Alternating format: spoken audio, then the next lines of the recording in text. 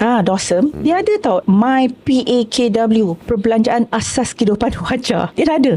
So what you do is you go into that platform, which saya masuk juga. Dia akan cakap, okay, kalau seorang duduk di Kuala Lumpur, and then you buat strata pula, urban or non-urban, kampung atau bandar, perbandaran, daerah mana, you tekan semua tu kan, boom, dapat.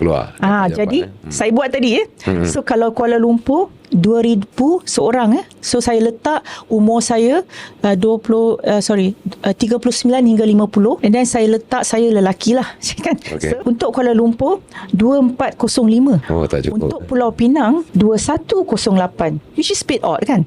Tapi Johor Bahru 2233. So Dawson has done this, but before this pun Bank Negara pun dah cakap living wages dah lebih kurang 5-6 tahun, but Dawson baru start calculator ini about I think 2 years ago. Last year. So we can all go and see. Boleh check lah. Boleh check. Website, And yang paling penting is that we can even say, look, gaji minimum 1.7. This is not covering my cost of living. Betul. Why should I get this gaji?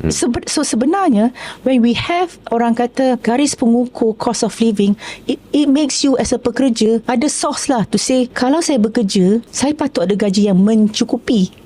Kalau gaji tak mencukupi, kenapa saya ambil pekerjaan itu?